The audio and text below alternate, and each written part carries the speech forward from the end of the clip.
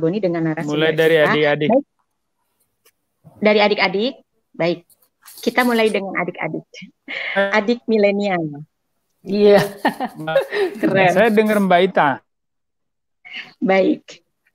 Iya, jadi kita mulai dengan adik-adik ya. Adik-adik. Adik-adik milenial nih. Dari perspektif adik-adik jelas? nih. Jelas, Bang, jelas. Dari perspektif adik-adik nih yang saat ini menempuh kuliah dan tadi sudah ada juga ya karya ilmiahnya. Saya mau tanya, ada apa di Papua ini? Kenapa selalu dari tahun ke tahun, tadi sudah saya sampaikan, ini sebetulnya tembang yang sudah usang, yang selalu didendangkan dari ke tahun ke tahun, apalagi tadi Bang Amos sudah menyampaikan bahwa ini selalu akhir tahun ada wacana-wacana seperti ini, yang terkait dengan yang dideklarasikan pada tanggal 1 Desember oleh seseorang yang non jauh di sana. Ya, oke, baik adik-adik nih, adik milenial, bagaimana, ada apa sih dengan Papua ini? Selalu ada dendang itu. Bang Abia, silakan. Baik, terima kasih. Selamat malam. Terima kasih juga buat waktu ya dan undangan yang diberikan kepada saya, bahwa memang persoalan di Papua itu terjadi bukan hanya ketika momentum mengenai misalkan ketika tanggal 1 Desember, kemudian juga hari-hari mengenai Papua, tapi juga ini situasi mengenai Papua itu terjadi dalam waktu yang hampir terus berjalan ya, cuman dalam eskalasinya memang berbeda. 1 Desember itu eskalasi masalah yang terjadi di Papua itu semakin meningkat dibanding hari-hari yang biasanya. Dan ini juga sebenarnya dalam sejarah ini bukan yang pertama kali ya, tapi ini yang sekitar 7 kali ya deklarasi mengenai hari kemerdekaan Papua ya. Pertama yang saya catat di sini ada beberapa kali deklarasi mengenai masalah di Papua. Yang pertama itu terjadi di tahun 1961. Kemudian yang kedua itu terjadi pada tanggal 1 Juli juga 1971. Itu ketika deklarasi Kongres Nasional Papua yang kedua ya. Dan juga ada ketiga juga di Orde Baru, di zaman Orde Baru itu ada juga 1988, dan ini sering terjadi. Dan juga di reformasi misalkan juga terjadi pada tahun 2001. Dan ini menjadi hal yang kalau kita melihat hal yang memang sangat perlu untuk dilihat secara bersama, dan juga perlu juga untuk pemerintah ini kan menyikapi persoalan secara serius. Kenapa sering muncul deklarasi-deklarasi, kenapa muncul terus gejolak-gejolak sosial di Papua dan di mana-mana, dan itu artinya ada sesuatu yang tidak beres di negara ini, terkhususnya di Papua. Dan ini yang sering terjadi, dan ditambah lagi kemarin di Inggris deklarasi juga mengenai ya, pemerintahan transisi ya kalau saya bilang ya di Inggris. Dan ini merupakan suatu sikap apa ya, kalau saya bilang sikap politik kawan-kawan Papua terhadap kondisi negara hari ini yang belum bisa menjamin suatu kesejahteraan bagi rakyat Papua, sehingga dinamika ini terus akan bukan yang terjadi saat ini, tapi kedepannya juga dipastikan bahkan terus terjadi ketika pemerintah tidak serius untuk kemudian menyelesaikan persoalan di Papua. Padahal menjadi pertanyaan bagi kami adalah, padahal Papua sudah diberikan otonomi khusus tahun 2001. Dalam otonomi khusus itu karena menyangkut beberapa hal poin penting dalam otonomi khusus. Pertama, harus ada namanya lembaga peradilan HAM. Kemudian kedua, ada namanya KKR, Komite Kebenaran Rekonsiliasi. Kemudian ketiga, ada namanya MRP. Tapi yang berhasil dilakukan adalah cuma menghadirkan MRP, sedangkan lembaga peradilan HAM, kemudian Komite Kebenaran Rekonsiliasi tidak dilakukan oleh pemerintah. Sehingga ini kemudian menimbulkan suatu pertanyaan besar bagi rakyat Papua bahwa apakah Otsus itu berhasil atau enggak gitu. Berhasil memang betul dalam pembangunan infrastruktur, tapi dalam penyelesaian masalah HAM di Papua itu tidak akan pernah Otsus itu tidak menyelesaikan persoalan di Papua. Sehingga kenapa muncul juga ada gerakan menolak Otsus jilid 2, kemudian ada gerakan referendum dan gerakan-gerakan penyelesaian di Papua. Ini kan suatu dinamika yang selalu berkesinambungan dari masalah sejarah, dari masalah pelanggaran HAM, dan banyak sekali masalah-masalah yang perlu ditanggapi serius oleh negara. Oke. Jadi sudah ada otonomi khusus. Ya, saya sekarang ke Bang Amos, Mbak Sinta ya, kita ke Bung Amos.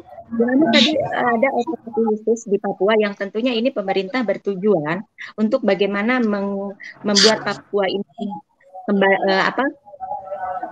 muncul ke permukaan sehingga pemerataan pembangunan ada di Papua. Saat ini kan Presiden kita sudah banyak mengalihkan dana, mengalihkan anggaran itu di Papua. Bagaimana dengan otonomi khusus yang ada di Papua? Apakah menurut Bung ini suatu kemunduran atau suatu kemajuan? Oke, terima kasih untuk kesempatannya. Saya mau mulai dengan sebenarnya ini ya, kalau yang terkait otonomi khusus ataupun juga yang merasakan otonomi khusus, itu yang lebih berhak atau lebih bukan berkompeten tapi lebih berhak untuk bicara itu ya sepertinya adik ini ya, Abi ya, karena memang dia lahir dan besar di tanah Papua. Nah, namun dalam hal ini saya mau mencoba untuk berkomentar karena memang dari kami kecil walaupun tinggal di tanah orang, kami tetap memantau ataupun melihat perkembangan situasi politik dan juga situasi kondisi yang ada di Papua. Nah, terkaitannya dengan otonomi khusus, mungkin hari-hari ini kita semua tahu yang penting untuk diperbaiki oleh pemerintahan saat ini, ya termasuk pemerintahan Presiden Jokowi atau pemerintahan sebelumnya, dalam menanggapi isu Papua itu adalah komunikasi. Komunikasi ini cukup penting, sehingga ya mohon maaf ya, dalam merumuskan kebijakan ataupun mengeluarkan kebijakan dari pemerintah pusat ke Papua, itu bisa sesuai dengan apa yang diinginkan oleh rakyat Papua. Dalam hal ini, dalam penetapan program-program maupun kegiatan-kegiatan yang notabene menggunakan anggaran ataupun menggunakan dasar hukum Undang-Undang Otonomi Khusus. Nah, kalau komunikasi itu sudah terbangun, apa yang diinginkan oleh masyarakat Papua itu bisa dipenuhi oleh pemerintah pusat, dalam hal ini komunikasi dalam hal pembangunannya, itu mungkin konflik-konflik itu bukan hilang, tapi mungkin bisa sedikit diredam. Dalam artian kalau saya lihat selama ini, yang agak buruk bahkan mungkin bukan hanya untuk kasus Papua, untuk beberapa kasus itu komunikasi antara pemerintah di pusat dengan pemerintah-pemerintah di daerah. Nah, khusus dalam hal Papua ini kayaknya miss terus.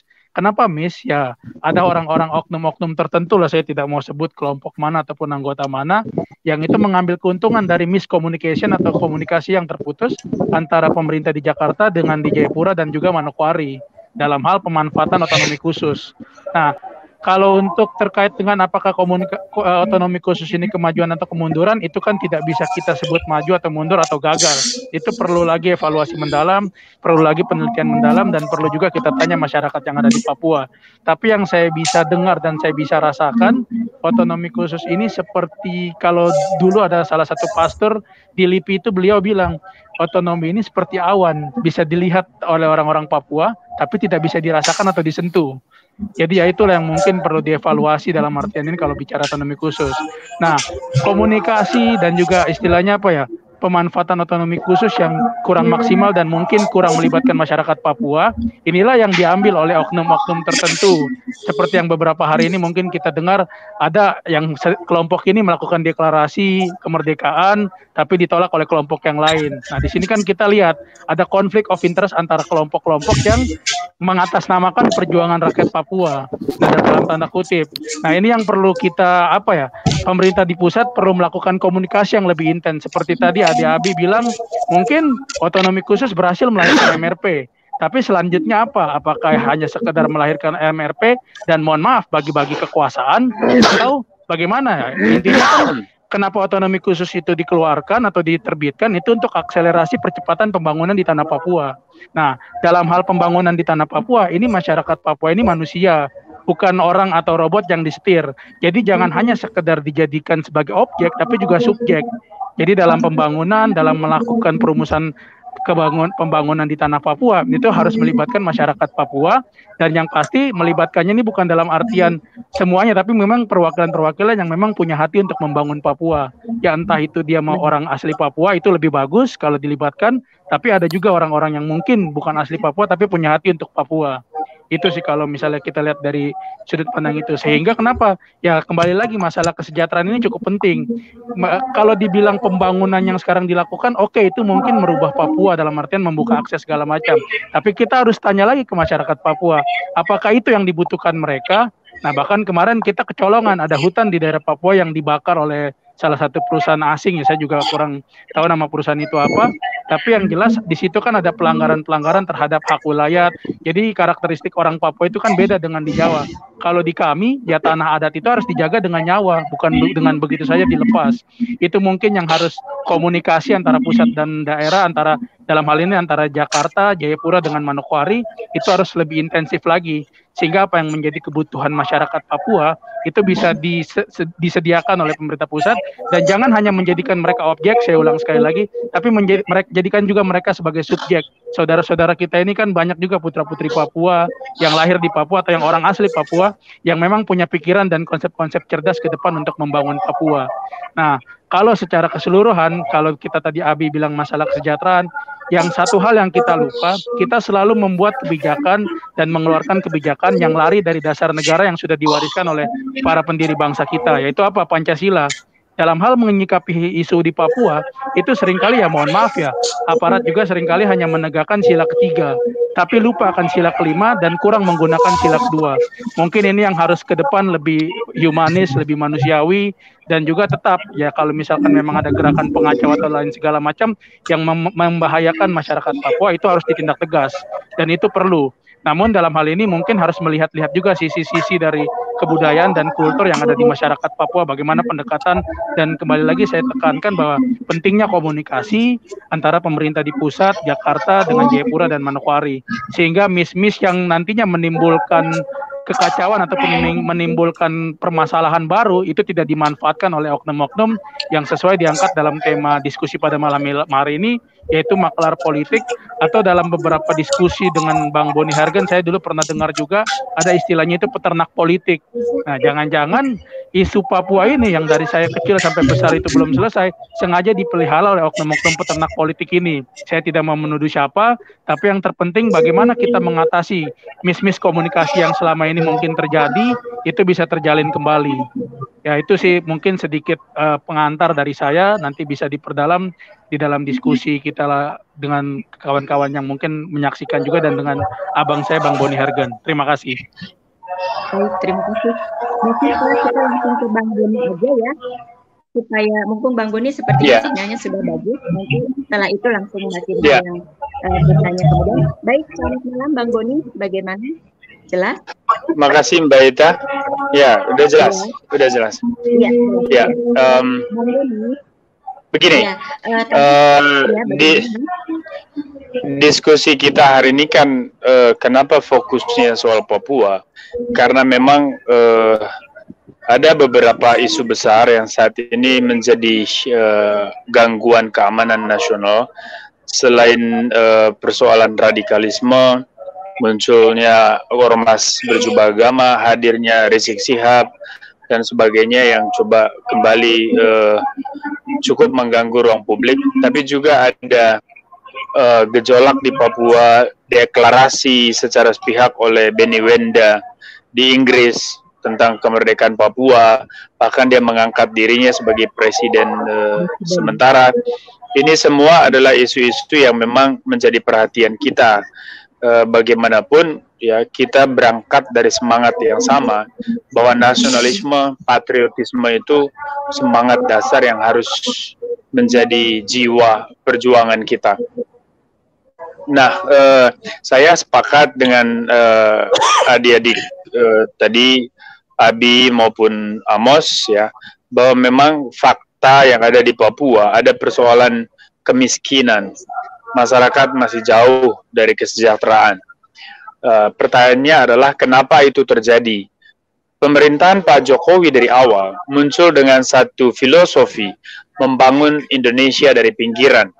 Membangun dari pinggiran ini bukan hanya soal wilayah pinggiran, tetapi juga dari mereka-mereka yang terpinggirkan selama ini dalam proses pembangunan. Dan masyarakat Papua salah satu komunitas masyarakat yang memang terpinggirkan dalam pembangunan dalam sejarah Indonesia merdeka. Nah, hadirnya otonomi khusus itu adalah satu bentuk komitmen negara di dalam upaya menjamin hak-hak dasar dari warga negara yang ada di daerah-daerah yang rawan dengan persoalan, termasuk Papua dan Aceh. Dan Papua sudah melewati itu 20 tahun kita sudah menjalankan otonomi khusus. Ternyata setelah dievaluasi memang ada banyak masalah. Nah, di mana letak masalahnya? Saya sendiri di dalam pengamatan saya lebih melihatnya ini ada multifaktor. Salah satu yang cukup menonjol itu adalah kerja pemerintah daerah ya yang tidak mampu mengikuti kaidah transparansi akuntabilitas di dalam prinsip demokrasi. Nah, ini yang membuat dana-dana otonomi khusus yang begitu banyak dikucurkan dari pusat kemudian tidak sampai menetes ke level masyarakat. Ya, para bupati dan juga gubernur ya terus terang saja kebanyakan menjadi local compradors, ya mereka yang coba menjadi bagian dari penindas terhadap masyarakat Papua. Dan mereka inilah yang sebetulnya salah satu akar masalah, the root of all evil yang ada di Papua. Maka saya mengapresiasi langkah Komisi Pemberantasan Korupsi yang coba membangun satgas khusus untuk monitoring korupsi di Papua. Nah, kalau misalnya korupsi ini bisa ditekan, saya yakin dana-dana otsus yang ada ini itu akan lebih banyak dialokasikan untuk pembangunan yang konkret, memanusiakan manusia Papua, mensejahterakan mereka dari segala aspek. Ya, tentu dalam satu skema pembangunan yang menempatkan rakyat Papua sebagai subjek dalam seluruh proses pembangunan. Dan respect itu sudah sangat kuat ya. Pemerintah punya komitmen yang sangat kuat soal ini. Tinggal nanti bagaimana implementasi di babak kedua otonomi khusus ini. Dan ini kan baru mau dimulai. Maka dibutuh sekali dukungan dari seluruh elemen yang ada di Papua maupun di luar Papua, bahwa pemerintahan Pak Jokowi ini betul-betul serius ingin membangun Papua. Dan kita benahi secara bersama masalah yang ada. Nah, pada saat pemerintah ingin serius membangun aspek coba berupaya meningkatkan indeks pembangunan manusia Papua dengan mensejahterakan mereka, menyediakan infrastruktur, menyediakan sistem pendidikan yang bagus, menyediakan fasilitas kesehatan yang bagus ya. Justru masih ada oknum-oknum di daerah yang justru memakai anggaran itu untuk kepentingan pribadi, lalu kemudian ada oknum-oknum yang coba terus mengamplifikasi isu kemerdekaan. Jadi separatisme itu terus dihidupkan sebagai agenda politik, ya, dengan segala hormat pada kelompok OPM dan juga kelompok yang dipimpin oleh Benny Wenda dan kelompok-kelompok lain. Mereka ini kan sebetulnya orang yang tidak secara langsung ambil bagian di dalam penderitaan rakyat Papua. Benny sendiri tinggal di Inggris dan mereka hanya melihat dari luar dan coba terus mengacak-acak Papua ini dengan isu kemerdekaan. Padahal saya kira persoalannya bukan pada kemerdekaan secara teritorial, tetapi justru kemerdekaan dari kemiskinan, kemerdekaan dari perasaan ada ketidakadilan sosial. Dan inilah sebetulnya yang mau disasarkan oleh agenda pembangunan Pak Jokowi. Maka perlu ada kerjasama dukungan. Jadi otonomi khusus ini satu panas ya, satu solusi yang baik untuk ke depan kita akan melihat bagaimana pembangunan itu betul-betul konkret dan kesejahteraan itu akan terlihat yang konkret. Tapi sekali lagi butuh kerjasama dari segala pihak, terutama pemerintah daerahnya ini. Ya, banyak pemerintah daerah, kepala daerah saya perhatikan lebih banyak ada di Sorong, ada di Jayapura daripada di kampungnya, lebih banyak di Jakarta daripada di Papua. dan mereka justru memperkaya dirinya sendiri. Ya, dan ini yang menjadi concern kita. Lalu soal deklarasi Beniwenda dan ke depan perjuangan Papua Merdeka, apakah ini sesuatu yang mungkin dan apakah ada dasar hukumnya? Saya kira ini agak sulit karena Antonio siapa itu yang Sekjen PBB, Antonio Guterres kan juga sudah mengeluarkan pernyataan tegas bahwa status Papua itu sudah final jadi bagian integral dari Indonesia. Ya, berdasarkan uti possidetis iuris, New York Agreement tahun 1962, terus kemudian Act of Free Choice 1969, dan juga resolusi PBB 2504 tahun 1969. Nah, ini semua adalah dasar-dasar hukum yang memastikan bahwa Papua itulah bagian integral dari Indonesia. Dan saya yakin mayoritas rakyat Papua tidak pernah mengerti dengan upaya pemerdekaan diri dari Indonesia ini. Mereka hanya ingin hidup merdeka, ingin dihargai, ingin diperlakukan sebagai manusia yang memang martabatnya harus dan wajib dihargai, dijunjung tinggi, dihormati. Nah, inilah sebetulnya ke depan evaluasinya tidak hanya pada pendekatan politik, tetapi juga evaluasi pada pendekatan budayanya, pendekatan sosial. Pada level nasional misalnya perlu ada satu undang-undang khusus misalnya tentang anti rasisme. Jadi undang-undang ini nanti yang bisa membuat siapapun yang bisa mengejek kita dari timur, orang hitam, kulit keriting itu bisa dikenai pasal. Terus kemudian artinya kesadaran kita untuk saling menghargai dalam keberbedaan, perbedaan warna kulit, perbedaan etnik, agama, itu harus betul-betul dilindungi oleh negara. Dan ini semua adalah bentuk solusi jangka panjang. Nah, dalam jangka pendek ini yang ada depan mata itu otonomi khusus. Akan ada dana besar yang akan dialirkan untuk pembangunan Papua. Dan ini harus dikawal. Jadi seluruh elemen civil society yang ada di Papua, masyarakat sipilnya juga harus ikut mengawal. Sehingga nanti dana ini tidak hanya memperkaya gubernurnya, Pak Lukasnya, atau Pak Omalengnya, atau Pak siapapun lah, bupati di sana, gubernur sana. Tapi bagaimana memperkayakan saudara-saudara yang betul-betul ada di kampung, ya, yang masih ada di hutan, mereka-mereka yang miskin. Nah, tetapi yang penting saya juga garis bawahi nih Mbak Ita, bahwa isu separatisme Papua ini kan tidak sepenuhnya juga isu masyarakat. Ini isu elitis memang yang dimainkan. Dan ada oknum-oknum di daerah dan juga di pusat yang memang memainkan isu ini sebagai agenda politik. Ya, ada bahkan kepala daerah dalam catatan saya yang secara rutin juga memanfaatkan kelompok OPM ini sebagai tameng dan sebagai alat tekan ketika BPK datang untuk melakukan pemeriksaan dalam penggunaan anggaran daerah. Ya, jadi BPK tidak akan bisa tuh secara objektif mengevaluasi karena ada ancaman serangan dari OPM dan sebagainya. Begitu juga KPK diancam. Nah, hal-hal macam ini masyarakat perlu tahu bahwa sebetulnya ini bukan soal komitmen pemerintah yang lemah. Komitmen pemerintah sudah sangat kuat. Tetapi apakah perangkat-perangkat di daerah juga siap untuk bekerja sama? Banyak anggota DPR juga daerah ya yang saya tahu komit juga untuk membangun Papua dan nasionalisme keindonesiannya juga kuat. Tetapi kan mereka ada dalam satu sistem di mana ada komprador lokal yang hanya berpikir bagaimana memperkaya diri mereka, sehingga isu separatisme ini menjadi dagangan politik. Ya, Pak Beni itu kalau mau jujur ya, Pak Beniwenda, saya kebetulan pernah ingin berjumpa dia tuh waktu saya masih di Jerman ya. Ternyata banyak hal yang tidak masuk akal. Untuk bertemu Beniwenda saja mesti ada charge-nya, ada harganya, ada uang yang harus kita bayar untuk bisa bertemu aja. Nah, artinya kan bahwa ini sudah komersialisasi isu Papua. Nah, ini kalau rakyat Papua tahu semua kan ini jadi persoalan. Makanya wajar kalau misalnya OPM sendiri menganulir deklarasi yang dilakukan oleh Beniwenda. Terus kelompok-kelompok lain di Papua juga yang pro merdeka juga menolak keberadaan kelompok Beniwenda dan deklarasinya dengan mengangkat dirinya sebagai presiden sementara Papua. Nah, ini faktanya. Jadi catatan juga buat negara ya, buat pemerintah ke depan memang ya bagaimana memastikan dana otonomi khusus ini betul-betul mensejahterakan rakyat Papua.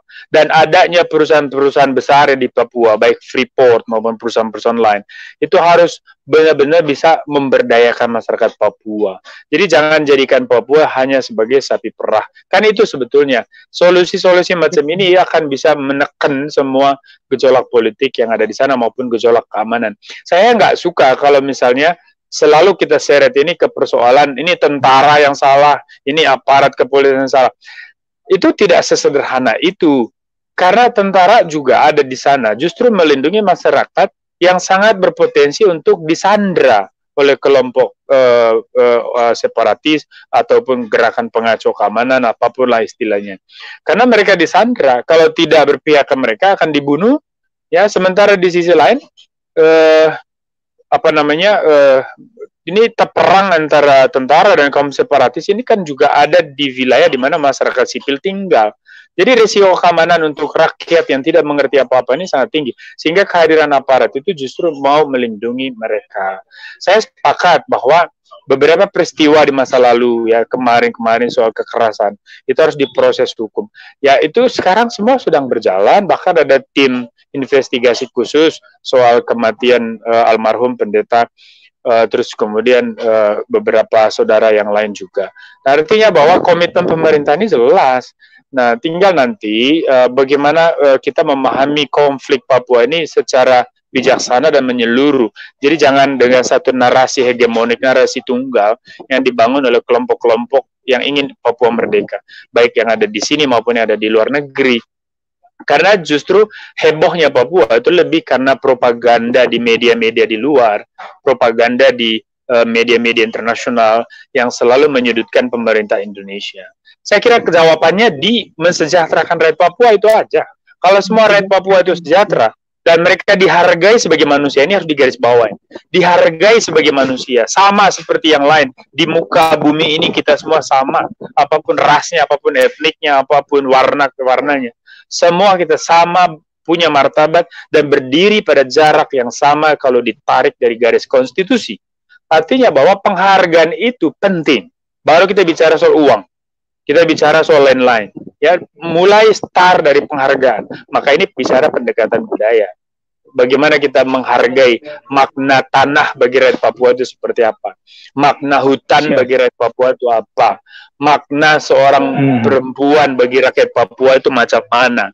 Ya, yang orang tidak mengerti kan bahwa emak-emak di Papua itu lebih dihargai ketimbang bapak-bapaknya. Keputusan ada di tangan emak-emak. Karena kultur Papua sangat mencintai mama, sangat mencintai aspek perempuan. Nah, ini harus dihargai sebetulnya. Jadi jangan lukai kelompok perempuannya.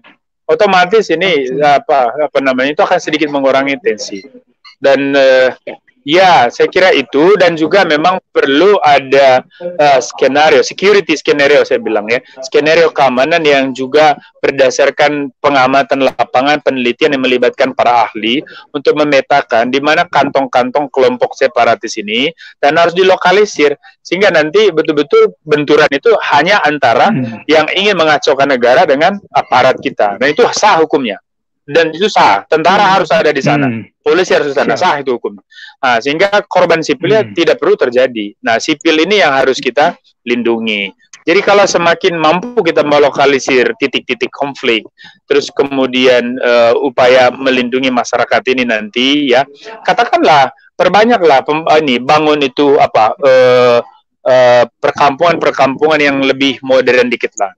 Bangun itu sehingga masyarakat di sana. Untuk mereka yang memilih untuk tetap tinggal di hutan, karena tinggal di hutan bisa saja jauh lebih nyaman bagi beberapa masyarakat Papua daripada ada di rumah modern yang mereka nggak kenal. Nah, itu juga harus dihargai. Jadi harus ada penghargaan terhadap cara hidup mereka. Jangan semua dipaksakan untuk harus memakai simbol-simbol modern. Ya, jangan juga dipaksakan koteka diganti celana jeans, itu juga nggak benar. Ya kita hargai semualah, keunikan-keunikan budaya ini kan kekayaan kita semua. Jadi jangan nanti dalam interaksi sosial, perlakuan sosial, orang-orang non-Papua yang ada di sana justru memandang sinis orang-orang asli. Dalam perilaku harian aja itu sangat penting, sangat vital, itu sangat mengganggu. Jadi kalau kita start dari perbaiki relasi sosial antar manusia di dalam pergaulan harian, itu akan mengubah banyak hal. Jadi sekali lagi, ini bukan perkara tentara ada di sana, polisi ada di sana. Enggak, itu hanya penyederhanaan dan memang opini yang dibangun oleh mereka yang ingin Papua merdeka. Tapi fakta sesungguhnya yang dibutuhkan adalah saling menghargai, penghargaan atas martabat manusia. Gitu aja. Dan itu hanya dengan pendekatan budaya. Nah, pendekatan keamanan tetap perlu karena masyarakat di sana juga kita tidak ingin mereka disandra oleh OPM atau kelompok lain yang ingin mendagangkan isu Papua mereka atau oleh para kepala daerah yang menternak, yang bikin OPM ini jadi ternak, jadi selalu dipakai pada saat politik tertentu sehingga nanti juragan mereka dari Jakarta begitu dikasih sinyal mereka nyerang aparat hanya supaya mengganggu keamanan aja, padahal itu pesanan-pesanan dari beberapa pecundang yang ada di Jakarta. Hal macam ini harus kita bongkar tuntas. Iya. Ya. Mungkin teman-teman lain ya, Pak Amos, Pak Abi juga bisa lengkapi atau Pak Asep. Terima kasih. Ya. Baik, mungkin saya komentar sedikit. Sebentar ditahan dulu, ini luar biasa sekali, menarik sekali ya apa yang kita bincangkan saat ini, Mbak Sinta. Mbak Sinta, menarik sekali. Ya, kita sudah banyak sekali ini chat-chat yang masuk, luar biasa tanggapannya. Terutama ada beberapa pertanyaan yang ditujukan kepada Pak Boni ya, kepada Bang Boni, luar biasa. Saya tadi senang sekali ada pernyataan di Papua perempuan lebih dihargai. Nah, kita perempuan senang juga luar biasa Pak Boni, saya senang. Mbak Sinta juga baru dengar pertanyaan siapa saja nih Mbak Sinta, kayaknya menarik sekali nih. Jadi banyak sekali penonton yang berada di rumah ikut serta interaksi. Silakan Mbak Sinta, siapa ya kira-kira ini? Kebetulan saya tidak buka YouTube-nya karena suara jadi ini. Ya, enggak. Ini ada pertanyaan nih kayaknya Mbak Sinta sama Mbak Ita ada pertanyaan tuh. Bagaimana pendapat? Iya itu tuh. Ya, tidak ada YouTube, jadi tidak buka YouTube. Ada buka apa Mbak? Ini ada pertanyaan tidak terlihat ya? Adakah kaitannya antara kita? Oke, Mbak Sinta, saya baca dulu komen yang ada pertanyaan dari peserta yang ada di rumah ya. Sebelum Mbak Sinta nanti, ini Bung Boni, ini ada dari Rizky Spiderman. Bung Boni, bagaimana pendapat Anda soal situasi keamanan terkini di NKRI? Mungkin secara menyeluruh ya. Kalau NKRI ada bicara NKRI, tidak hanya Papua, ada Ambon, ada dan lain sebagainya. Lalu, adakah kaitannya antara memanaskan suhu politik di DKI dengan kejadian di Sigi, Papua, dan Aceh? Wah, sudah luas nih Bang Boni. Pembahasannya ada di Sigi, ada Aceh, Ini Rizky Spiderman Mbak Ita, pertanyaannya ini benar-benar ini mestinya pertanyaannya keluar dari Najwa Shihab nih atau dari karena ini langsung ke jantungnya ini sebenarnya, langsung ke jantungnya. Cuma karena saya pengamat politik ya, dan juga sangat mencintai Papua dan selalu mengikuti perkembangan Papua. Beberapa kali berulang-ulang juga datang ke Papua. Saya akhirnya mengerti lah bahwa kasihan rakyat Papua itu benar-benar dijadikan dagangan dan korban dari permainan beberapa kelompok ini. Ya, saya kira keamanan Papua memang selalu menjadi bagian dari skenario politik. Jadi ketika juragan mereka ini merasa perlu mengganggu negara ini dengan isu Papua, ya terjadi itu letusan di Papua. Baik, terjadi. Kemudian adalah ujungnya kan negara yang disalahkan. Ujungnya adalah institusi keamanan disalahkan. Tentara dicaci maki, polisi dicaci maki. Padahal kan ini permainan elit politik aja yang coba ingin mengganggu pemerintahan yang ada, ingin menggoyang negara dengan isu, baik isu teroris maupun isu separatis. Karena dua isu ini kan yang paling terbiasa lah, paling lazim di dalam politik kita. Jadi kalau enggak Papua gejolak, ya teroris yang gejolak. Atau bersamaan. Nah kemarin ini bersamaan. Nah maka pertanyaannya adalah, ya memang ini akan menjadi pekerjaan rumah besar bagi para penegak hukum ya, tentu saja. ini apakah satu juragan nih yang memainkannya atau tidak? Nah, ini harus dijawab secara bersama. Saya nggak akan berani menjawab itu di sini. Jangan Pak, nggak usah. Aceh juga sama. Aceh juga sama kan. Aceh itu sudah memperoleh perlakuan istimewa Aceh itu. Setelah MOU Helsinki, Aceh sudah ada Bali Nanggro, sudah macam-macam. Ada partai lokal dan sebagainya. Nah ini, tapi kan sempat kemarin juga ada gejolak. GAM itu pengen muncul lagi ya, kelompok neo-GAM kalau saya bilang. Ini munculnya sebetulnya itu kan ada kaitannya juga dengan perilaku kepala daerah di sana lah, yang udah terlalu banyak makan uang negara terus nggak mau diganggu, jadi bikinlah gangguan balik, ganggu negara dengan coba. Nah modelnya sama semua. Kalau misalnya katakanlah KPK berani aja terobos semua level, saya yakin nggak mampu juga mereka itu untuk ini. Jadi mereka selalu berlindung di balik tameng GAM atau OPM apa. Jadi memang ini kerakusan dari elit-elit politik daerah ini memang keterlaluan. Dan ini sumber masalahnya di situ. Ya, menarik ya Mbak Sinta. Gitu, bagaimana nih? Coba Mbak Sinta sekali. ada yang Pak. Ya. Pak Boni, dari tadi saya mendengar bahwa ada keterkaitan KPK dalam setiap permasalahan yang terjadi di daerah-daerah. Sebetulnya intinya masuknya kemana sih Pak?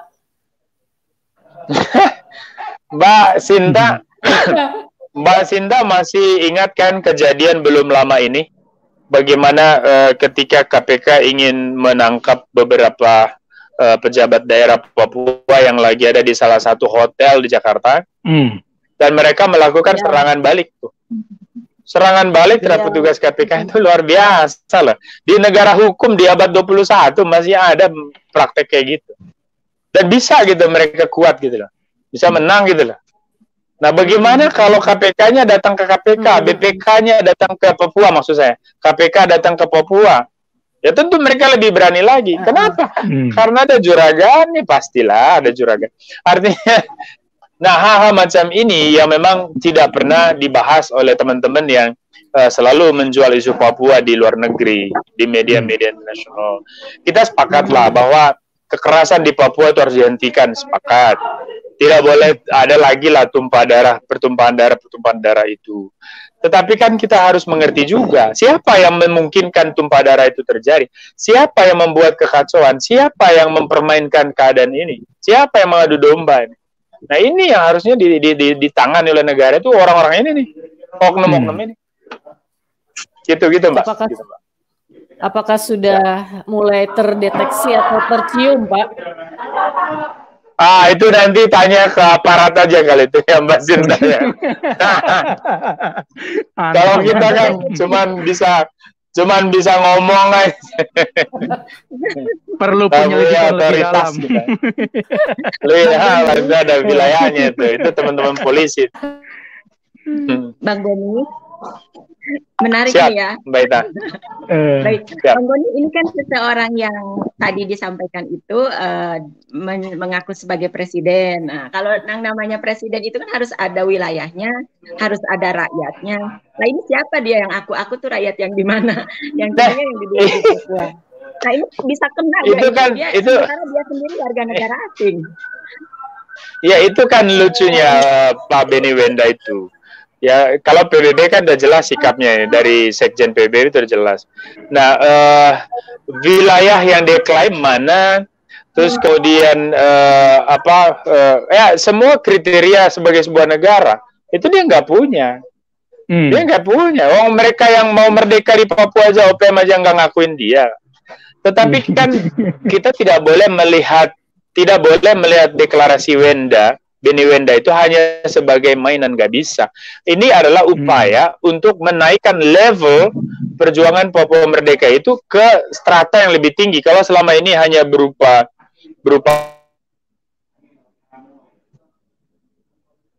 fungsi politik yang formal, yaitu deklarasi negara, itu kan sudah satu lompatan. Nah ini yang harus diwaspadai ke depan. Akan muncul orang-orang macam Beni Wenda yang mungkin lebih cerdas, dan mereka bisa dengan lobby internasionalnya bisa melakukan gebrakan yang lebih cemerlang dari itu. Nah ini yang harus diwaspadai. Ya. Kalau ini Gitu, diabaikan, Mbak Ita. gerakan deklarasi, ya Bang Boni, kalau ini Nggak bisa diabaikan. Ya. Iya, kalau misalkan ini gerakan deklarasi yang sudah disampaikan oleh Beni itu ya, kira-kira bisa memicu gerakan kekerasan tidak? Saya kira enggak lah, kan OPM di Papuanya sendiri juga tidak mengakui gerakan dia. Jadi itu hanya suara yang ditiup angin aja bawa lari. Tapi sekali lagi ya bukan soal itunya yang harus kita perhatikan, tapi bagaimana lompatan modus gerakannya ini yang kelihatan cemerlang. Nah ini yang harus terus ke depan, harus dimonitor, diwaspadai, karena akan muncul orang yang mungkin lebih cerdas dari Beni Wenda dan akan melakukan lompatan-lompatan yang lebih jauh, gitu, Mbak. Makasih Mbak Ida pertanyaannya. Ya.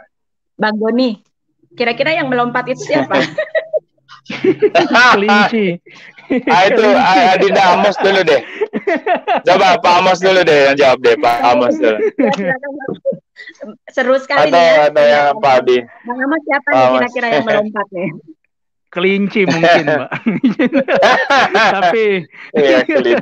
Tapi saya kembali lagi sih, saya setuju dengan apa yang Bang Boni katakan tadi. Memang kita tidak bisa sembarangan menuduh, perlu ada keseriusan dari APH ya, aparat penegak hukum, untuk berkomitmen gitu lah, dalam artian benar-benar memilah dan memilih siapa orang-orang atau oknum-oknum yang bermain di belakang ini semua ya, kalau misal memang ada, kalau bisa dibuktikan itu kan. Tapi yang kedua yang penting juga untuk diperhatikan, mungkin tadi, jadi gini, orang Papua itu mungkin tidak terlalu pusing dengan uang atau dan lain segala macam, karena di Papua jujur-jujur saja semua itu ada. Tapi bagaimana orang Papua derajatnya dihargai, martabatnya dihargai, itu yang terpenting bagi kami orang Papua. Karena kalau kita bicara kembali lagi, saya tidak mau lepas dari apa yang sudah menjadi dasar negara kita yang sudah digali oleh bapak-bapak bangsa kita. Kalau kita kembali lagi ke ideologi dan dasar negara kita Pancasila, ada kemanusiaan yang adil dan beradab di sila kedua. Kemanusiaan yang adil dan beradab ini bukan bicara soal HAM yang di perspektif barat ya, atau yang dikenal oleh dunia barat. Lebih dari situ, ini bicara tentang human dignity. Bagaimana seseorang dihargai martabatnya, dihargai derajatnya oleh orang-orang yang lain. Begitu pula sebaliknya, orang Papua menghargai orang yang datang ke atas tanahnya, dan orang yang datang ke atas tanahnya juga, mohon maaf, harus tahu diri bahwa di sana ada manusia yang tinggal, ada manusia yang berkembang, dan ada manusia yang tumbuh. Nah ini yang mungkin perlu digarisbawahi dan saling mengerti antara warga asli Papua maupun orang yang pendatang. Ini kita bukan bermaksud untuk mendikotomi atau memisah-misahkan, tapi kembali lagi, Bhinneka Tunggal Ika itu beragam tapi jadi satu, bukan satu dan satu. Jadi ada orang Papua, ada orang Timor, ada orang Flores, ada orang Ambon, ada orang Aceh, semua itu kita jadi satu tanpa menghilangkan identitas kita masing-masing dan harus hidup saling berdampingan dan saling menghargai. Nah, terkait dengan lokalisir kekuatan-kekuatan GPK yang ada di Papua, saya sangat setuju dengan apa yang disampaikan Bang Boni. Sehingga nanti tidak tertimbul kesan keluar bahwa ada upaya-upaya dari APH yang tadinya mungkin ingin melindungi masyarakat Papua, tapi dipelintir oleh maklar-maklar politik atau oknum-oknum maklar politik itu. Itu yang kita harus waspadai dan harus antisipasi. Dan kembali lagi saya ingatkan, masalah ini sebenarnya semua hanya masalah komunikasi antara masyarakat Papua, pemerintah, dan juga pemerintah-pemerintah lokal yang ada di Papua. Kalau memang benar istilahnya ada kekeliruan-kekeliruan dalam penyelenggaraan otonomi daerah yang dilakukan oleh pemerintah daerah itu sendiri, atau dalam hal ini oknum-oknum pemerintah yang ada di Papua, itu tolong sekali dikasih tahu atau diberikan informasi kepada masyarakat kami yang ada di Papua.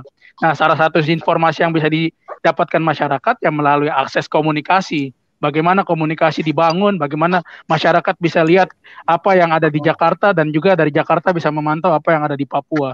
Ini mungkin menjadi catatan penting terkait dengan komunikasi, terutama permasalahan terkait dengan komunikasi pembangunan masyarakat yang ada di Papua. Dan saya sangat yakin dan percaya, kalau gerakan-gerakan itu berada di luar, itu tidak akan bertahan lama, dalam artian ya mohon maaf ya kalau saya bilang oknum-oknum itu cuma mencari penghidupan dari isu-isu yang ada di atas tanah kami, tanah tercinta kami Papua.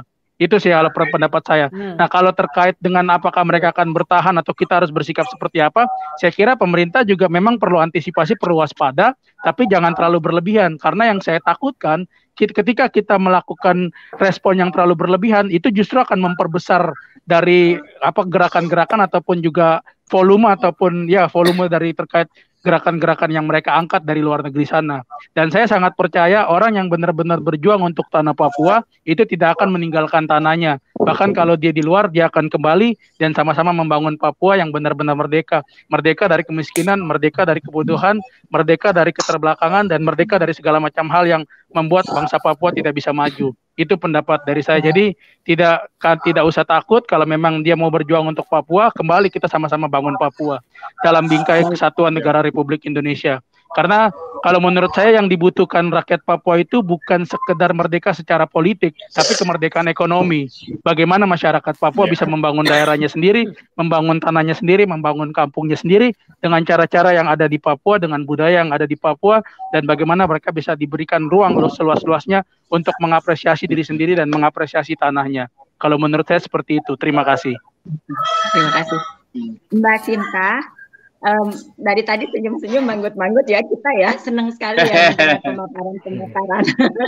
Ada milenial, ada orang, ada Bang Boni yang luar biasa sekali. Pasti Mbak Sinta juga punya pertanyaan-pertanyaan khusus nih. Sebelum nanti setelah Mbak Sinta saya bacakan ada komentar-komentar dari pemirsa yang berada di rumah, sudah gatel dari tadi ngetik. Wah, banyak sekali Bang Boni komentar-komentarnya luar biasa. Ya, nanti saya bacakan Mbak Sinta mungkin ada yang ingin ditanyakan. Silakan Mbak Ita dulu saja membacakannya. Ya. Oke, baik. Jadi sebelum ke Mbak Sinta, saya bacakan ini Bang Boni ada dari Muhammad Arif. Jadi kesimpulannya, ini dia udah menarik kesimpulan nih. Gerakan-gerakan separatis baik di Aceh atau di Papua cuma alat bagi raja-raja kecil di Aceh atau Papua untuk melanggengkan kekuasaan raja kecil. Wah, bukan kita yang menyimpulkan ya. Pemirsa yang berada di sana. Sudah disimpulin tuh sama Pak siapa itu, Pak Muhammad. Iya, silakan nih ke milenial kita yang satu lagi nih. Bagaimana, benar nggak nih mereka ini melanggengkan kekuasaan raja kecil? Benar. Silakan. Nih, Mas Abi. Iya, iya silakan.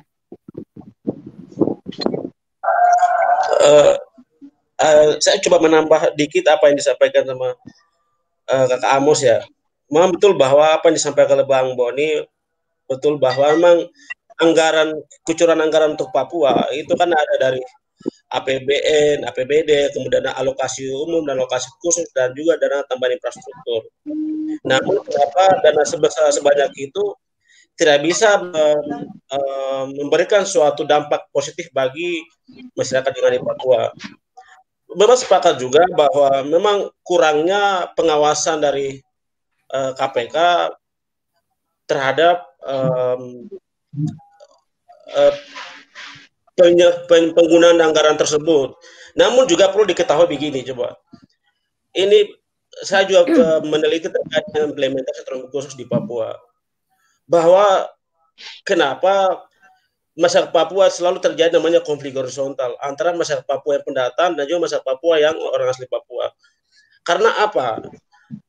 Ini kan pemberdayaan masyarakat di Papua itu tidak berjalan seimbang dengan orang bukan asli Papua yang ada di Papua.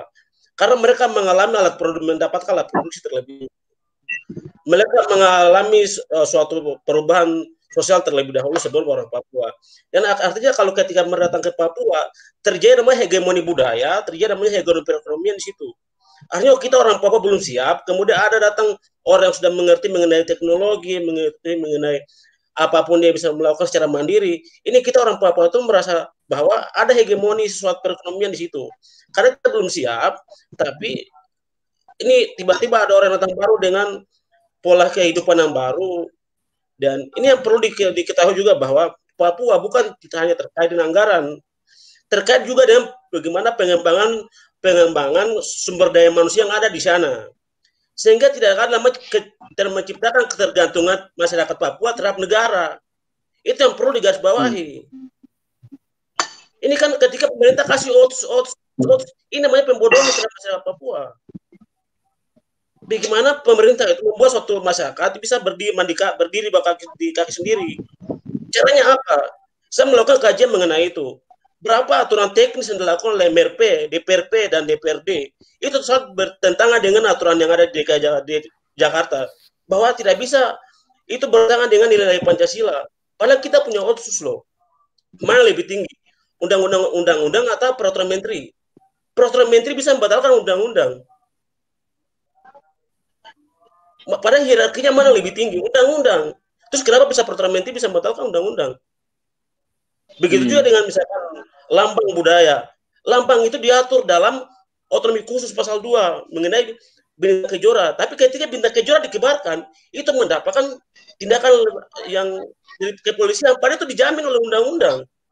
Dan diatur dalam undang-undang otsus. Nah, ini yang sebenarnya saya sampaikan bahwa Papua itu bukannya terkait dengan kucuran anggaran, Pak. Bagaimana pengembangan masyarakat yang ada di sana, pemberdayaan masyarakat, dan apapun itu, memang betul juga bahwa pemerintah daerah kurang dalam menggunakan anggaran tersebut. Tapi itu harus diketahui juga bahwa ada aturan teknis. Aturan teknis dimuat dalam apa? Dimuat dalam Perdasus, dimuat dalam Perdasi. Tapi Perdasi itu bertentangan. Tidak bisa disahkan karena mereka melihat bahwa ini bertentangan dengan peraturan tertinggi. Yaitu bukan peraturan tertinggi juga, bertentangan peraturan menteri. Baik. Nah, kemudian juga saya perhatikan juga kenapa Papua dan Aceh sama-sama menerima otsus, tapi kenapa Papua lebih eskalasi terkait dengan pelanggaran HAM semakin meningkat daripada di Aceh. Nah, ini perlu juga diketahui bahwa masalah Aceh dan Papua betul juga bahwa mereka mendapat otsus sama. Tapi persoalan Aceh dengan NKRI sudah diselesaikan terlebih dahulu. Berjalan melalui perjanjian Renski itu. Tapi Papua dengan Indonesia belum ada namanya Komite Kebenaran Rekonsiliasi. Nah, otsus diberikan di atas duka masyarakat Papua. Belum ada masalah terlebih dahulu, kemudian diberikan otsus sebagai suatu resolusi konflik yang ada di Papua. Padahal kenapa seorang minta merdeka? Itu karena persoalan kebenaran sejarah. Nah, Aceh itu berhasil dilakukan dan diamankan kondisi yang ada di Aceh, sehingga Aceh sekarang aman-aman, walaupun akhir-akhir mereka juga terjadi mereka coba kembali lagi seperti yang disampaikan di Papua. Enggak, masalah akar persoalan di Papua itu belum diselesaikan. Akarnya itu apa? Mengenai tidak ada namanya Komite Kebenaran Rekonsiliasi, tidak ada namanya lembaga peradilan HAM bagi pelaku-pelaku pelanggaran HAM di Papua. Orang-orang pelaku pelanggaran di Papua sekarang diangkat di sana kok. Ada di sana, enak, jalan enak. Padahal mereka pelaku pelanggaran di Papua, tapi mereka masuk dalam kabinet. Nah, terus gimana letak amanat undang-undang mengenai lembaga peradilan HAM? Nah, ini kan dua masalah yang akan persoalan konflik Papua itu dua itu. Ya, lembaga peradilan HAM, dari jadul mana namanya Komite Kebenaran Rekonsiliasi, dua itu tidak ada. Karena cuma pembangunan infrastruktur, jangan juga lembaga kultur ya, MRP. Itu sebenarnya dilihat bahwa bicara terkait dengan anggaran. Ini kalau bicara Papua itu bicara terkait harga diri, bicara tentang martabat, bicara tentang kultur. Ada pembangunan pendidikan yang dilakukan oleh Jokowi itu menghilangkan nilai budaya yang ada di sana. Orang yang dulu bikin sagu, totok sagu, tanam singkong, sekarang mereka mulai beralih kayak bergantung pada beras, bergantung pada Indomie, bergantung pada ikan kaleng. Nah, ini kan nilai-nilai itu kan disingkirkan dengan nafsu pembangunan tanpa memperhatikan suatu corak hidup masyarakat di sana. Apalagi di masyarakat di sana tuh ada berapa kultur, masyarakat pesisir, masyarakat pinggiran, dan masyarakat pegunungan. Dan tiga masyarakat itu pola hidupnya berbeda. Jadi bisa menyamaratakan bahwa semua masyarakat Papua itu sama.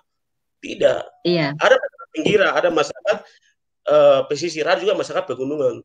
Ya, ini pembangunan pusat sesuai dengan tiga itu sebenarnya. Tapi ini kan tidak penyamarataan semua. Iya, terima kasih Bang Abi. Baik, Bang Boni, ini ada dari Rizky Spiderman. Rizky Spiderman ini betul-betul mengamati dari tadi. Setuju dengan saran Bang Boni, pembangunan di Papua bisa dilaksanakan melalui gerakan pendekatan culture, memberdayakan tokoh-tokoh adat, agama, dan perempuan. Bagaimana nih? Bang Boni.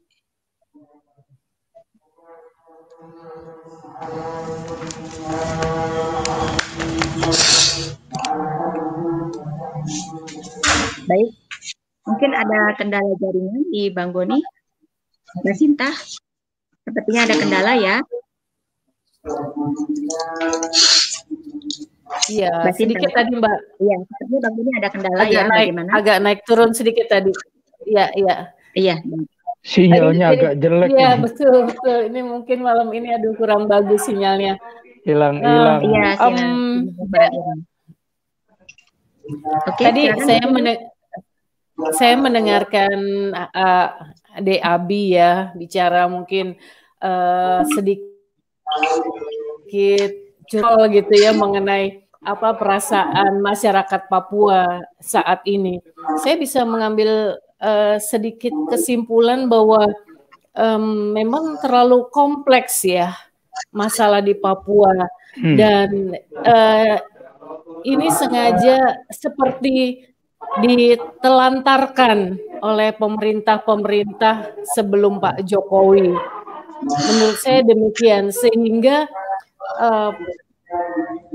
permasalahan bertumpuk tindih dengan permasalahan yang lain, menimbulkan lingkaran yang terus-menerus.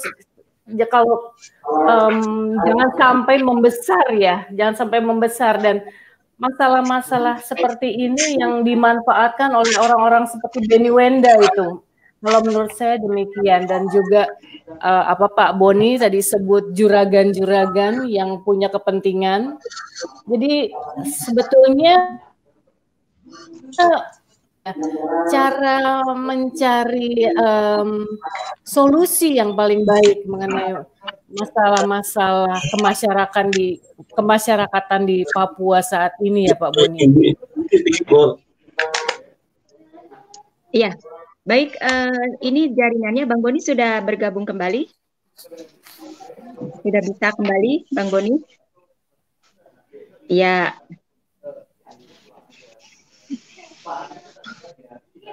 Mbak Sinta, ini juga ada yang disampaikan oleh Jose Anam. Apakah kasus Sigi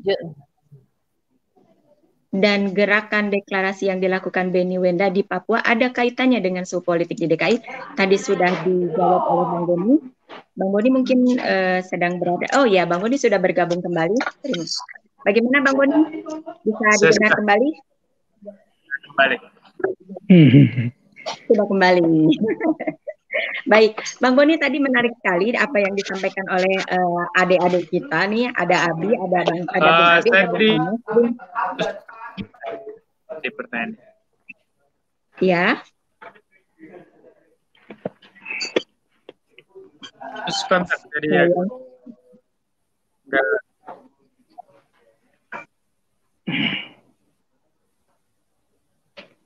Ya. Kendala sinyal ya. Sinyal kacau memang. Iya, sinyalnya kurang bagus jadi kita juga. Ya, tapi suaranya sangat lengkap sekali ini.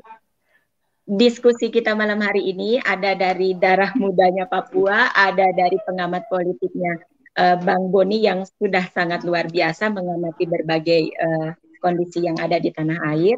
Tadi juga Bang Amos juga menyampaikan ada kemanusiaan yang adil dan beradab. Halo? Yang diharapkan. Suara? Ya. Bagaimana, Bang?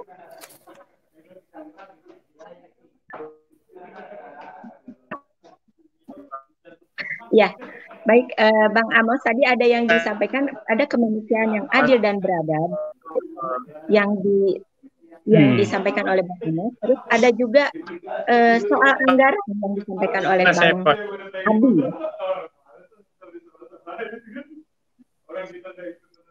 Ini ada khusus Asep ya.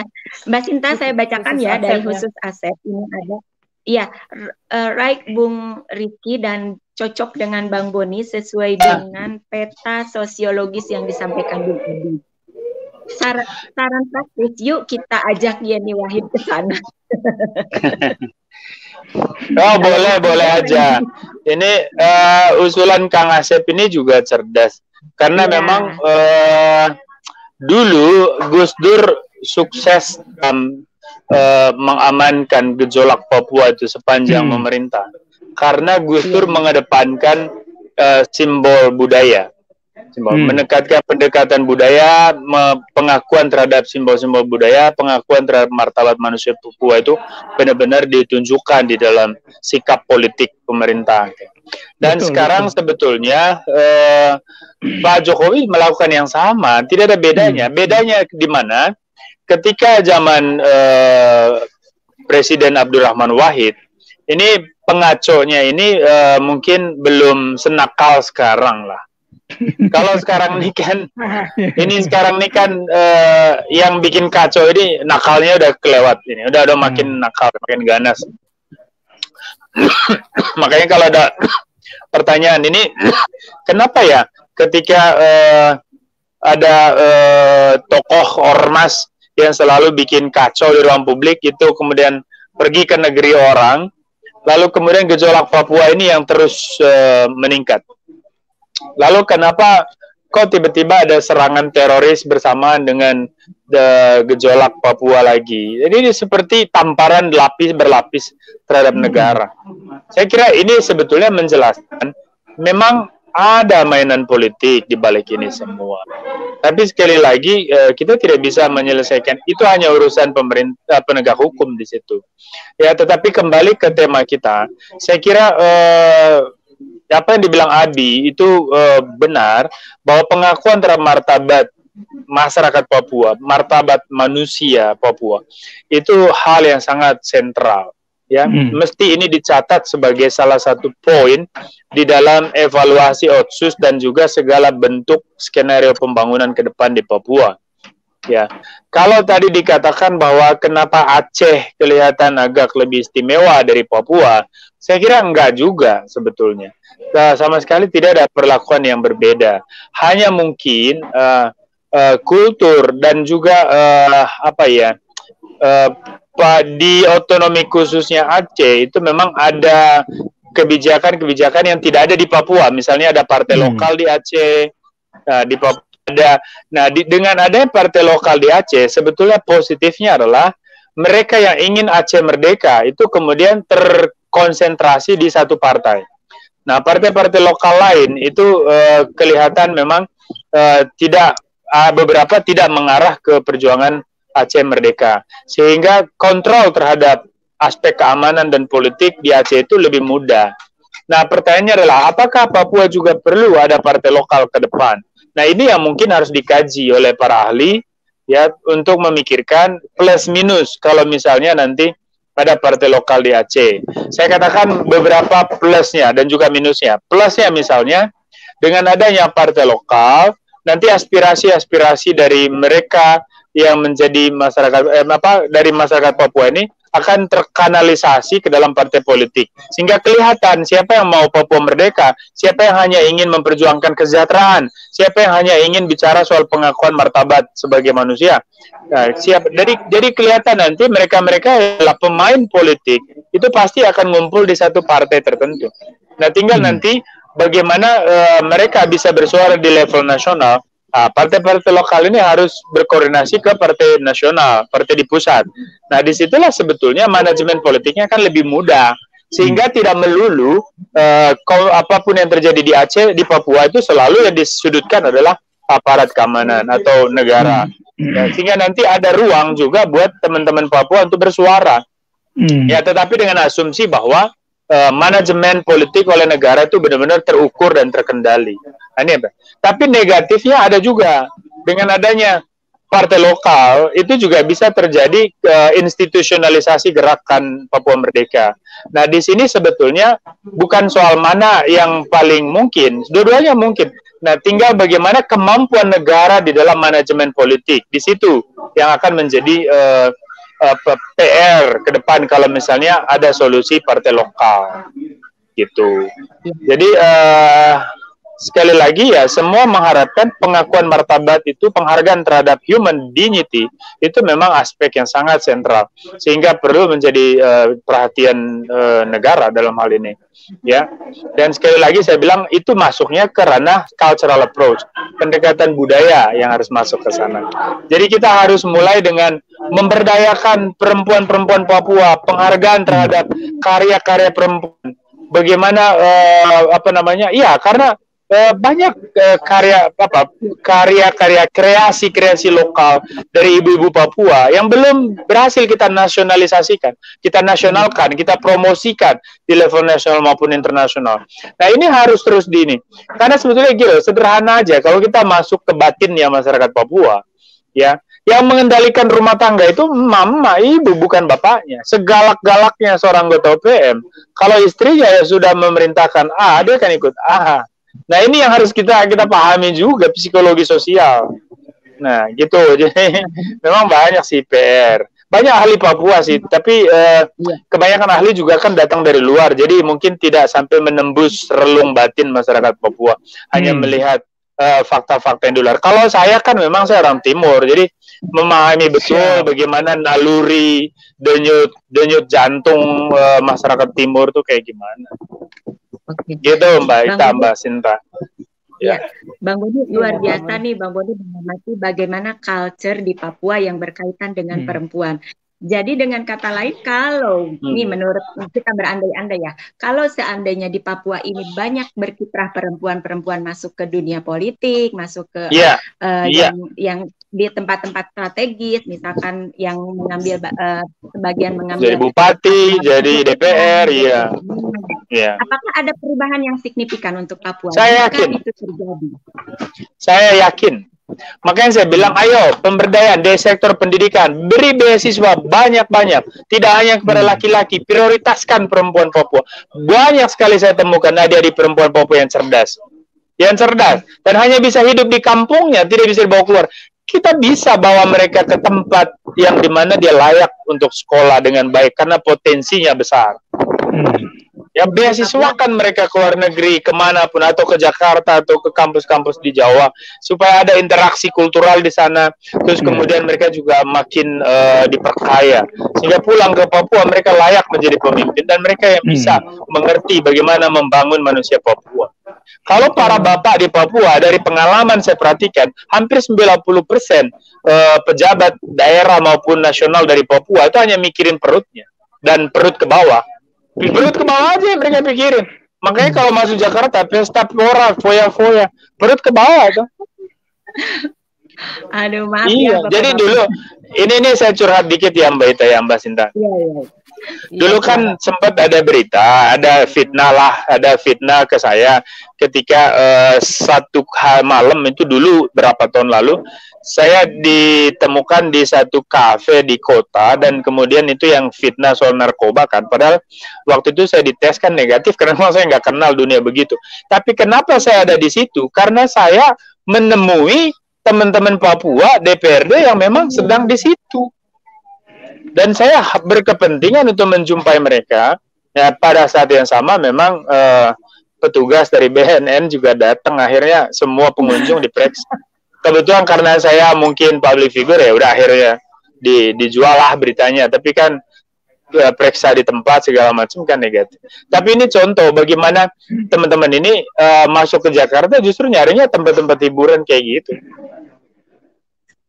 Ya, Bang Boni, ini ada pertanyaan dari pemirsa yang menggelitik, mungkin lebih khusus pendapat ya.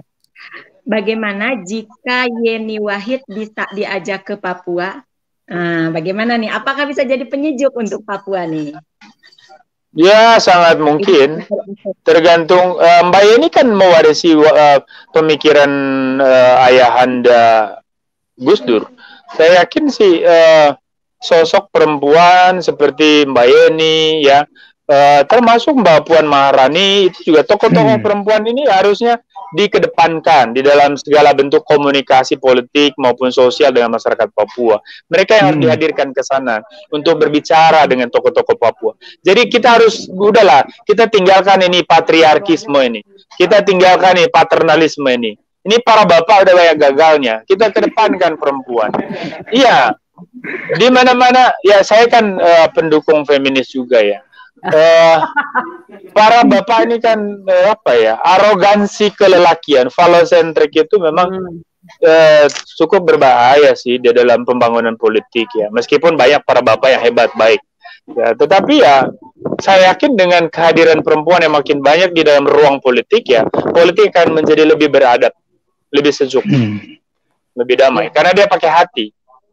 Ya, kalau laki kan selain kepala dia pakai perut ke bawah, jadi kan repot ini urusannya.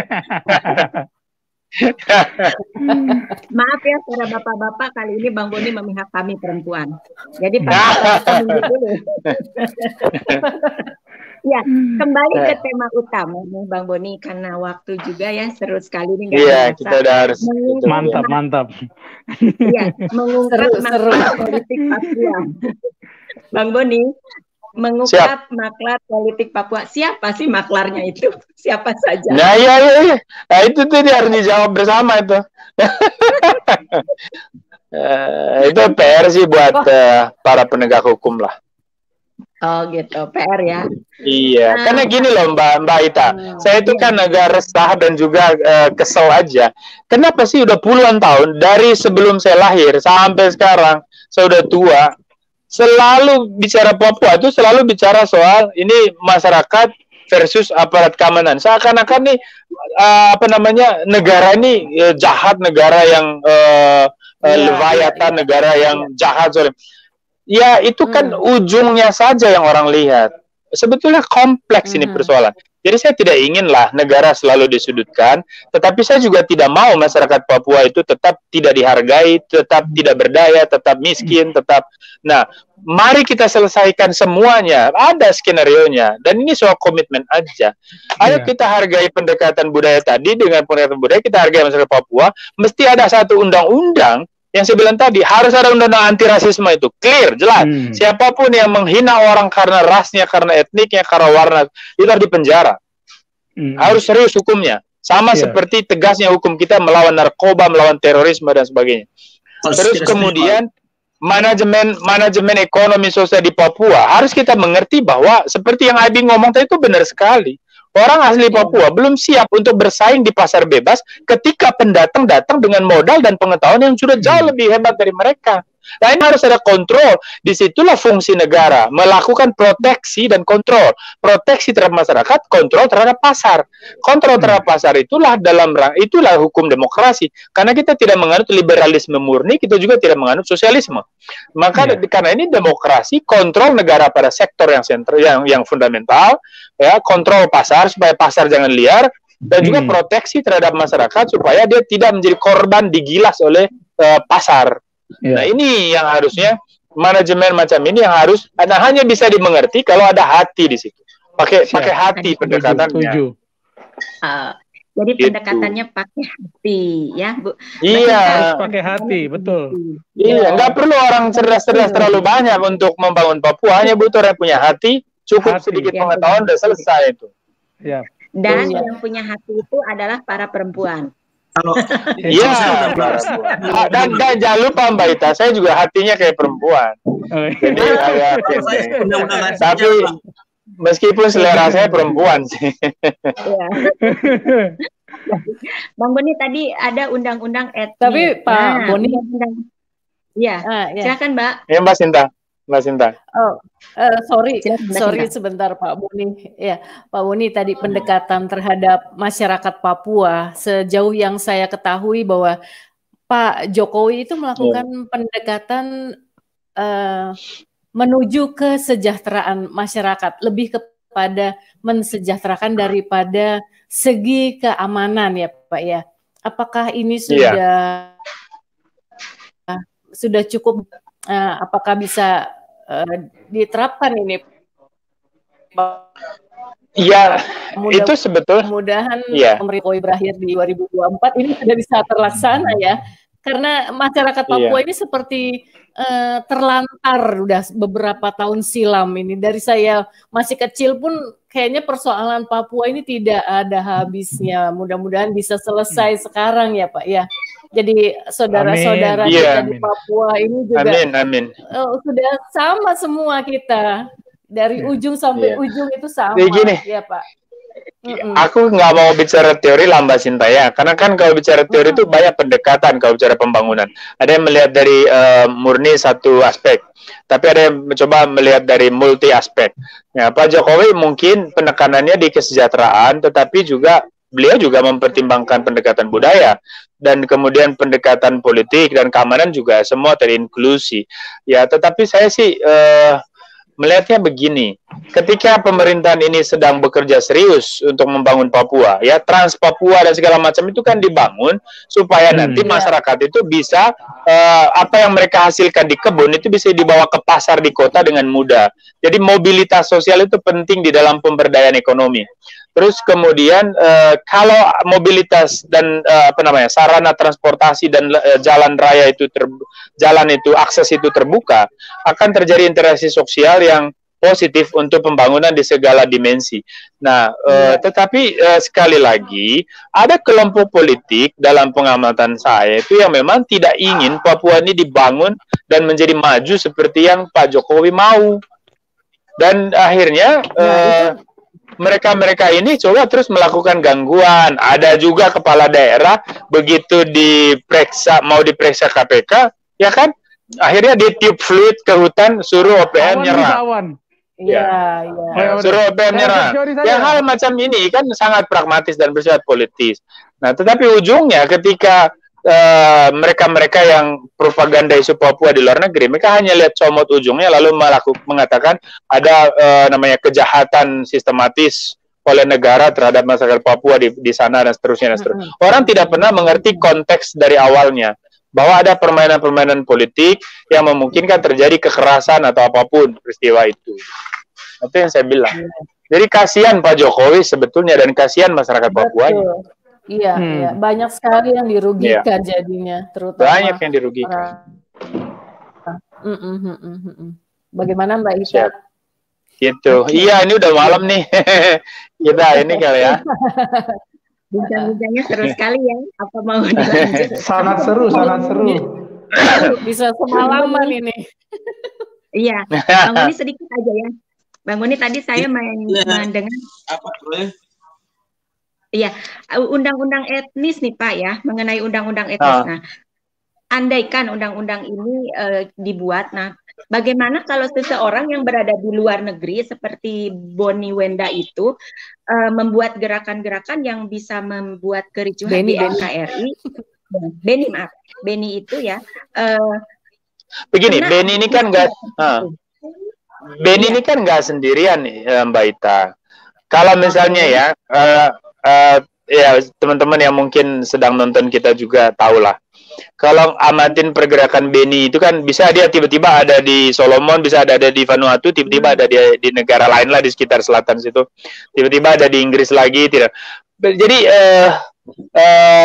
perjalanan politiknya ini itu sebetulnya menggambarkan kekuatan-kekuatan internasional mana sih yang ada di belakang dia yang coba ingin terus memprovokasi isu Papua Merdeka ini. Nah, ini sebetulnya situasinya. Makanya dengan adanya perubahan-perubahan politik di beberapa negara besar, itu sebetulnya momentum besar juga buat kita untuk melakukan diplomasi yang efektif untuk bisa menjamin keamanan dalam negeri. Saya misalnya berharap Presiden Jokowi nanti orang yang pertama yang menyalami dan mengucap selamat kepada Presiden Joe Biden ketika nanti sebelum atau setelah dilantik di 20 Januari tahun depan. Ya, begitu juga kepala negara di beberapa negara lain. Karena kita butuh mitra di level internasional, mitra-mitra yang kuat yang bisa mengerti betul situasi Indonesia, kedaulatan kita di Papua ini kan semua dasar hukumnya tadi sudah saya jelaskan di awal bahwa ini Papua ini bagian integral dari Indonesia. Itu sulit untuk kita jadikan seperti apa? Kalau ada yang berharap dijadikan seperti Timor Leste itu sulit. Beda konteksnya dengan Timor Leste. Ya, Aceh juga sangat sulit. Mau bagaimanapun mereka sulit karena tidak punya dasar hukumnya dan mereka tidak masuk dalam daftar negara kelompok masyarakat yang memang dikatakan diperlakukan tidak adil sehingga perlu ada self determination, penentuan nasib sendiri, apakah kemerdekaan atau dalam bentuk lain. Enggak, dua daerah ini belum termasuk, sehingga sulit nanti untuk diperjuangkan pada level. Tapi bagaimanapun isu ini kan bisa terus mengganggu, maka kita butuh mitra di level internasional untuk bisa sama-sama lah kita perjuangkan. Freeport itu ada di sana harus bisa mensejahterakan masyarakat Papua lah. Jangan hanya mensejahterakan bupatinya, jangan saja mensejahterakan oknum-oknum yang ada di sana, tapi harus benar-benar mikirin tuh rakyat kita, saudara kita yang setiap hari keluar rumah, masuk ke hutan cari makan, pulang terus anaknya juga nggak bisa sekolah, itu sangat menyakitkan. Ini abad 21 kita masih melihat saudara kita kayak gitu. Ini sangat menyakitkan. Saya kira perasaan ini yang juga dimiliki Pak Jokowi. Maka dia memaksakan ini segera nih. Pembangunan infrastruktur ini awal untuk bisa masuk ke pembangunan manusianya. Pembangunan di segala sektor ekonominya, sosialnya, dan sebagainya. Saya kira itu. Wah. Iya, seru ya. Makasih, Mbak. Mengenai apa? Mbak Sinta. Tambahin dari Mas Abi ya. Tanggapi yang pada Bang Boni ya, bahwa silakan. Jalan pembangunan infrastruktur seperti yang diprogramkan Jokowi, pembangunan Trans Papua dan juga tol laut ya. Ini kan saya juga pernah membaca terkait dengan itu pada tahun 2012 mengenai master plan percepatan pembangunan ekonomi Indonesia di Papua ya. Papua, Maluku dan NTT. Nah, itu kan bahwa salah satu faktor penunjang kepentingan kapitalisme global adalah akses. Sehingga bagaimanapun aksesnya harus disediakan oleh negara dalam mendapatkan 10% dari master plan percepatan pembangunan ekonomi itu. Nah, 10% pembangunan negara adalah bentuk penyediaan infrastruktur. Agar apa?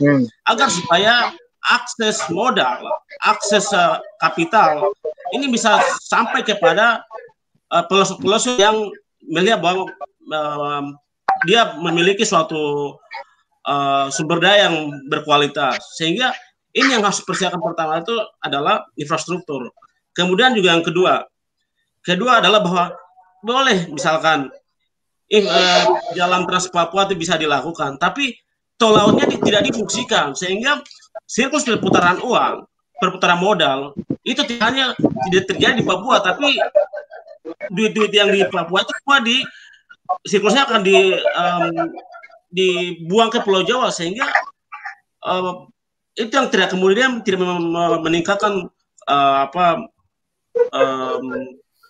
kualitas, juga tidak digunakan juga untuk kemudian pembangunan berkelanjutan ya. Kan memang siklus perputaran uangnya tidak hanya di Papua, tapi duitnya akan dibuang keluar dari Pulau Papua, karena di jalan tol laut itu kan tidak hanya dari Pulau Jawa ke Papua itu membawa sesuatu, tapi kalau dari Papua balik ke situ tidak ada bawa sesuatu yang dibawa komunitas-komunitas lokal, pangan-pangan lokal yang dibawa dari Papua untuk masuk ke Pulau Jawa, tidak ada. Itu sebenarnya. Jadi tidak serta-merta juga bahwa kita mengatakan pembangunan infrastruktur Trans Papua kemudian tol laut itu berhasil bagi masyarakat Papua, tidak. Karena akses itu hanya untuk kemudian kepentingan modal, kepentingan kapital, untuk kemudian mengambil semua, menggeruk semua sumber daya alam yang ada di sana. Sehingga dibawa pulang dari Papua ke daerah Jawa bukan pangan-pangan lokal, bukan lagi komunitas lokal, tapi yang dibawa itu emas, dibawa itu gas, uranium, tambang dan sebagainya untuk kemudian dibawa, bukan perekonomian masyarakat di sana kemudian diproduksi ke luar Papua sebenarnya. Siap. Ya, terima kasih. Ya, gitu aja kali Mbak Ita, Mbak Sinta. Ya, Mbak Sinta mungkin ada masing-masing narasumber kita yang luar biasa ini, kita menggali pengalaman dari beliau-beliau ini, terutama Bang Boni ya. Banyak pujian-pujian nih Bang Boni. Ya, banyak pujian-pujian dari pemirsa yang berada di rumah. Mbak Sinta mungkin ada closing statement nih dari juga Pak Abi, bagus. Siap, Abang. Ya, bagus. Makasih Bang Boni. Siap, Mas Abi.